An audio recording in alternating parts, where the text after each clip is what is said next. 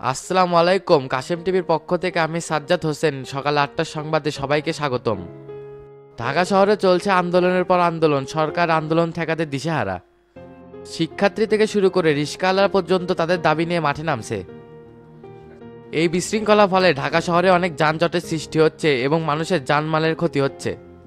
আমরা জনতা পার্টির সেক্রেটারির সাথে কথা বলার চেষ্টা করছি, কিন্তু তিনি কথা বলতে চায়নি। বিরোধী দলের নেতা আতিক ইসলাম খুন হওয়ার 10 দিন হলেও পুলিশ কোনো ক্লু বের করতে পারেনি। গণজাগরণ পার্টির সাংগঠনিক সম্পাদক বলছেন সরকারি দলের ইশারায় এই খুনটা হচ্ছে। এবার চলে যাচ্ছে আবহাওয়ার সংবাদে। ভোর হলেই দেখা মেলে চারদিকে ছড়িয়ে আসে কুয়াশা, যা জানান দিচ্ছে ইতিমধ্যে শীত চলে আসছে। রংপুর থেকে আমাদের এক প্রতিনিধি জানিয়েছে শীত আসতে না আসতেই এক ব্যক্তি 19 দিন যাবৎ গোসল করে না। তাকে দেখার জন্য উৎসুক জনতারা ব্যাপক ভিড় জমিয়েছে। চলে যাচ্ছে পরবর্তী সংবাদে। সাভার থানার সার্জেন্ট রোড অ্যাক্সিডেন্টে গুরুতর আহত। ডিউটিরত অবস্থায় একটি দ্রুতগামী কারকে থামাতে গিয়ে তাকে ধাক্কা মেরে চলে যায়। তারা ধারণা করছে গাড়িতে অবৈধ মালামাল অথবা সন্ত্রাসীরা ছিল। শহরের মোড়ে মোড়ে সিসিটিভি ফুটেজ চেক করে গাড়িটি শনাক্ত করার চেষ্টা করা হচ্ছে। সর্বশেষ আমরা জানতে পারছি সেই সার্জেন্ট এখন ঢাকা মেডিকেলে সুস্থ আছে। চলে যাচ্ছে খেলার খবরে। বাংলাদেশ ও ওয়েস্ট ইন্ডিজের প্রথম টেস্ট ম্যাচে বাংলাদেশের জয়। এতক্ষণ আমাদের সঙ্গে থাকার জন্য সবাইকে অসংখ্য ধন্যবাদ। দেখা হবে দুপুর 2টার সংবাদে। আসসালামু আলাইকুম।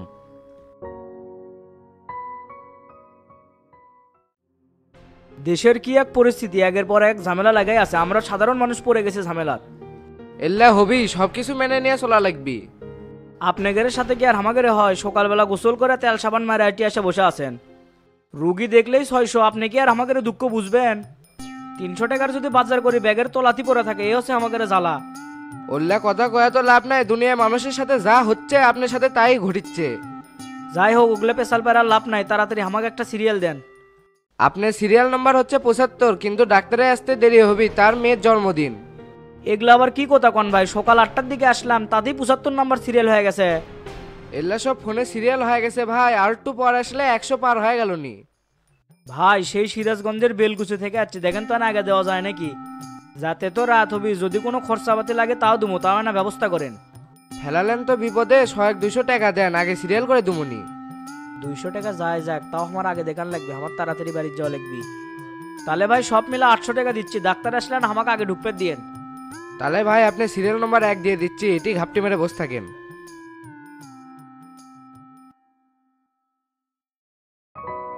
আসসালামু আলাইকুম ভাই, কেমন আছেন? ওয়ালাইকুম আসসালাম। কে রে আয়নাল, তুই না জেলের থেকে সুন্দর হয়ে বাড়াছু? বারাসি তো 1 মাস আগে বাড়িতে শুয়ে বসে থেকে এরকম হচ্ছে।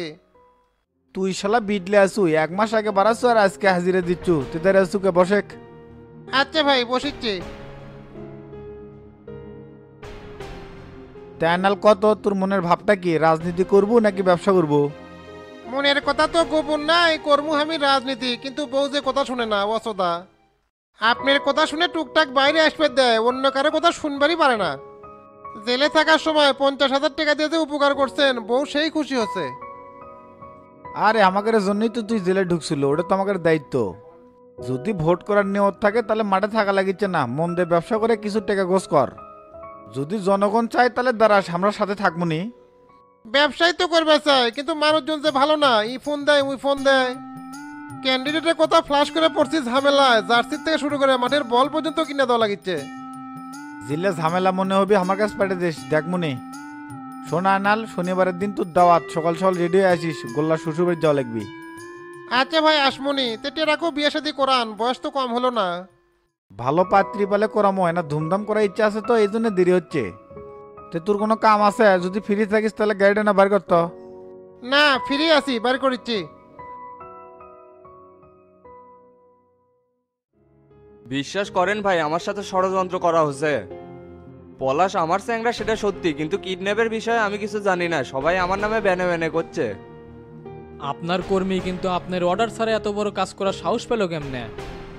ডন যেভাবে স্টেটমেন্ট দিল তাতে করে মনে হলো আপনি সরাসরি এর ভিতরে ইনভলভ আছেন।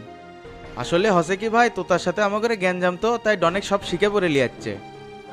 তাদের উদ্দেশ্য কেন্দ্রের লিডারের কাছে আমাদের এই কমিটি কালার বানান।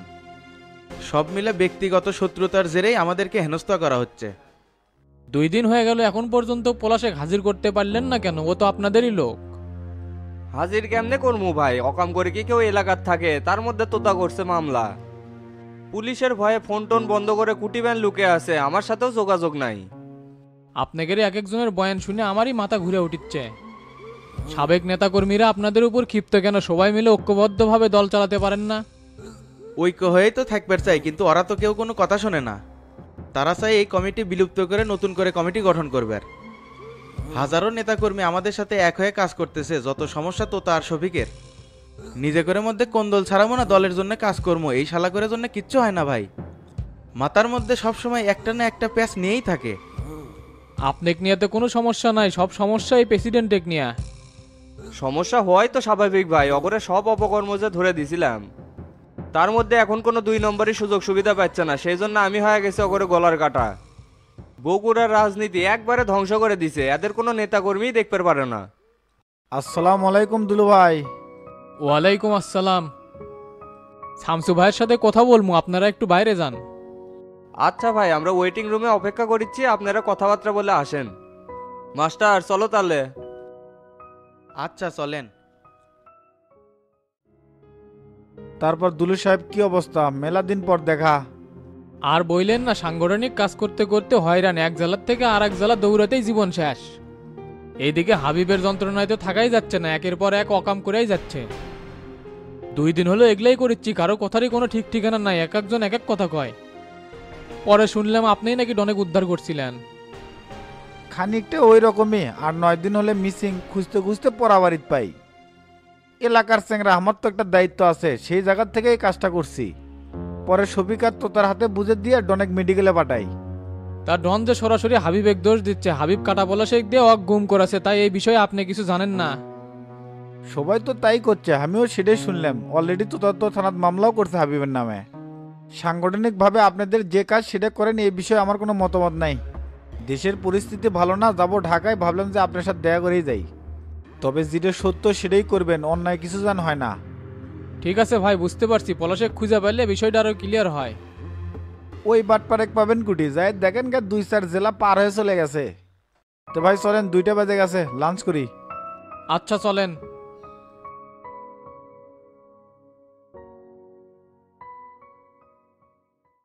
যেভাবেই হোক মাস্টার, এতে কিন্তু আমাকে বেঁচে তোলাই লাগবি, তাছাড়া বড় বিপদ হয়ে যাবে।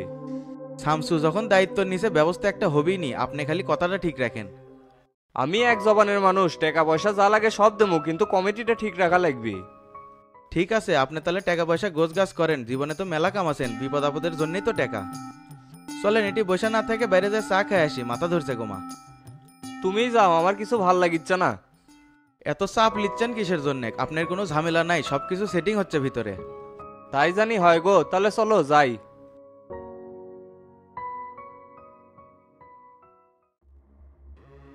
চাচা, বাডুল হারামজাদা দেখলাম চলে গেল, আপনার কাছে কিসে কাটছিল?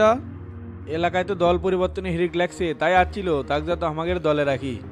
9-6 বুঝ দিয়ে থাপ থুপ দিয়ে রাখলাম। ওই বেইমানে কে দলে নিবে চাচ্ছেন? আপনার ব্যবসা প্রতিষ্ঠানে যে লুট হচ্ছে সবকিছু পিছনে ওয়াল লিড আছিল। ওয়াক চেনা বড় কঠিন, সুই হয়ে ঢুকে ফাল হয়ে বাইর হবে। শোলদুবরি গ্রামে গলে অনেক নেতা আছে, সগলিক টপকে দিয়ে ওই চেয়ারম্যান হচ্ছে, যাতা মরত না। কোষ কি রে ডন, এত কিছু তো জানিছিলাম না, ওই শালার বেড়ায় তাহলে ইল্লা করছে। তেলোপাড়া থেকে এক গাড়ি লোক নিয়ে এসে এলি লুট করছে। চাচা জানিয়ে শুনে ওই কাল সাপেক জায়গা দিয়েন না, সুযোগ বুঝে গেলে সবল মারবে। উচিত শিক্ষা দেওয়ার জন্য গ্রুপে লেয়ায় যায়, ছাগলের 3 নম্বর বাচ্চা হিসেবে রেখে দেবো। হাবিবের সাথে একটা হাড্ডাহাড্ডি ম্যাচ চলতেছে, বাটুলেক ফিল্ডার বানাবো। বুদ্ধিটা খারাপ না চাচা, মানুষের ক্ষতি করবে গেলে তাকে আপন করে নেওয়া লাগে। সূক্ষ্ম ব্রেনে খেলা লাগবি, তাহলে বাটুল বুঝবি আমরা কি জিনিস। কি করা লাগে সেটা আমি করবনি, তে মানব সম্পাদক দুলু কি কয়? কি আর কবি, ডনের থেকে সব শুনে করছে, মুখের কথায় কাম হবি না, শক্ত প্রমাণ লাগবি। বুঝলাম না, তলে তলে কি সেটিং হয়ে গেছে নাকি? পুলিশ থেকে শুরু করে কামাল ভাই পর্যন্ত ডনের গুম হওয়ার বিষয়টা জানে, এটি প্রমাণের কি আছে? নাকি ডন বাড়াচ্ছে থেকে গুরুত্ব কমে গেছে? ও যদি খুন হয়ে গেলি তাহলে আজকে কি হলো নি? আমার মনে হয় না কোনো সেটিং আছে, কারণ এটা নিয়ন্ত্রণ করতেছে পার্টির সেক্রেটারি। সন্দেহ করেছি কি জন্য চাচা? মাস্টারের পথ বাঁচানোর জন্য, শামসু পরিবেশটা শান্ত করতে পারে। না না, শামসু ভাই এই কাম করে পারে না, তাই হাবিবের মুখোশ উন্মোচন করার জন্য অনেক কষ্টে আমাকে বাইর করছে। টানা 10 দিন গুম হয়েছিলাম, আপনাকে 2 জন মানুষের কোনো সারা শব্দ পাই নাই, আমার কি দুঃখ কম? উপরওয়ালা ইচ্ছা আর শামসু ভাইয়ের ওসিলায় আজকে এটি দাঁড়িয়ে থেকে কথা কয়ে পারিচ্ছে। একটু সত্য কাহিনী সেটা নিয়েও রাজনীতি হচ্ছে, যেটি আমি নিজে জলজান্ত প্রমাণ। আসলে তো ভিতরে বাইরের কোনো কিছু তুই জানিস না, এমন একটা দিন নাই তো খোঁজাখুঁজি করি নাই। শেষ পর্যন্ত থানার যে হাবিবার মাস্টার নামে অভিযোগ করছি, যার কারণে মাস্টারের কাছে আমি কালার।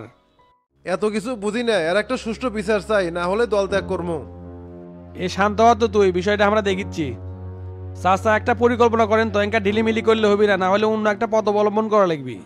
যে বল করছি দেখি না হাবিব বোল্ড হয় না রান লেয়, তারপরে ব্যবস্থা নমই নেই। তে দুলু মিয়ার তদন্ত করতে আর কয়দিন লাগবে? যাওয়ার ডেট এখনো ফিক্সড হয় না, যাক যাক প্রয়োজন তাক তাক ডেকে কথা করছে। মনে হচ্ছে আর 2-3 দিন থাকবি, তা আপনাকে ডাকিচ্ছে না কে? বুঝিস না, আশেপাশে অনেক বুদ্ধিজীবী আছে, মনে হয় একের পর এক পিন লাগাচ্ছে। তুই খালি তত্ত্ব বের কর কবে যাবি, না ডাকলে এর থেকে আমি নিজেই যাবো। এলি ভ্যান তারাশি আর ভাল লাগে না। হাবিব এত বড় একটা কাম করার পর আপনারা চুপ থাকেন কি হবে? আমরা তিনজনই তো অ্যাকশন নিয়ে পারি। দিন দিন মানুষের ক্ষমতা বাড়ে আর আপনাকে কমিচ্ছে, এরকম করলে পাশে লোক থাকবে। লাঠি খাটে লিয়া তো এখনই মারামারি করা যায়, তাতে কি কোনো সমাধান হবিবে? সব দিকে ঠিক রেখে কাম করার নামই হলো সমাধান। কোনো কিছুই চুপসাদা নেই, খালি পরিস্থিতির কারণে ধৈর্য ধরে আছি। এই কমিটিটা ভাঙবার পারলে আমারা তো তার জন্য কত বড় সুবিধা হবিবে বুঝতে পারতিছু। আর এই ফায়দা লুটপার গেলে পলিটিক্যাল কায়দায় আগুন লাগবি, হুমুত করে মারামারি করলে কাম হবি না। উই চ্যাংরা মানুষ কি বোঝে? পরিকল্পনা করবে না আপনি, কাজ কর্ম আমি যে কোনো মূল্যে চেয়ার চাই। এই রাজনীতি করবে আসে আমার সব শেষ, একটা চোখ পর্যন্ত হারাছি। আজকে দল ক্ষমতায়, তারপরেও দাঁড়া দাঁড়িয়ে ঘর লাগিচ্ছে, এলে দুঃখ না?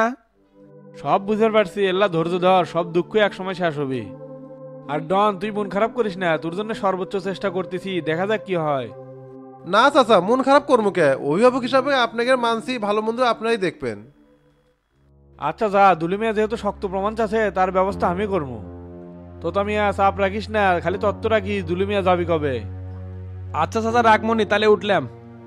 আচ্ছা ঠিক আছে, যা তাহলে।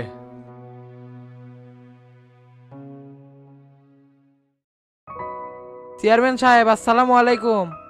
ওয়ালাইকুম আসসালাম। আরে আলমগীর যে দাঁড়িয়ে আসো কে, বসো। আচ্ছা ভাই বসিচ্ছি। তে শফিক চাচা কি ফোন টোন দিছিল? হ ফোন দিছিল, সে তো একটা বৈঠকের ডেট করবার গেল, কিন্তু লতিফ তো আমার কোনো কথা শোনে না। বসানের দায়িত্ব আমার। চাচার সাথে যে কন্ডিশন ছিল সেটা তো ঠিক আছে নাকি? আমি এখনো করছি, আপনারা যদি জায়গাটা উদ্ধার করে দিতে পারেন তাহলে আপনাদের অর্ধেক আর আমার অর্ধেক। কাগজপাতি সবই আমার নামে আছে, খালি সমস্যা হচ্ছে ওই দখলে আছে। শোনো, আপোষে কমো, যদি শোনে তাহলে ভালো, আর যদি না শোনে তাহলে ডাইরেক্ট অ্যাকশন নেবো। আপনাদের যেটা ভালো মনে হয় সেটাই করেন, আমি আপনাদের পিছে আছি। তাহলে কালকে জানি কোথাও যায় না, আমি 10টার মধ্যে তোমার বাড়িতে আসতেছি। আর 1010 টাকা দিয়ে যান চেংরা ফেংরার হাত খরচের জন্যে। আপনি গেলেনই না, কোনো কার্যক্রমই শুরু করলেন না, আর এখনই টাকা দেয়া লিখবে? এগলে কাজ এইরকমই, নোটে কথা কয়, মুখে কোনো কথা নাই। লাস্টে 11 এটাই বিকাশ নাম্বার, ঘ্যাট করে টাকাটা মেরে দেন। চেয়ারম্যান সাহেব আমি তো হাতে কোনো টাকা নিয়ে বাড়াই না, এতে কালকে আসেন একবারে খারাপ উপর দিয়ে দেবনি। আচ্ছা ঠিক আছে, তোমার কথাই রাখলাম, মিট জানি হয় না। তাহলে আজকে উঠি চেয়ারম্যান সাহেব, আসসালামু আলাইকুম। ওয়ালাইকুম আসসালাম, যাও, তোমার কোনো টেনশন করা লাগবে না।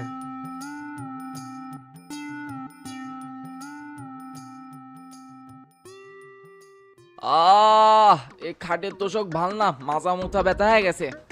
হাই রে তোমার কারবার গো, শ্বশুর বাড়িতে এসে কেউ 1:30টার দিক ঘুম থেকে ওঠে? লোকজন কি করবে নি, নতুন জামাই ঘরের থেকে বাড়াই না।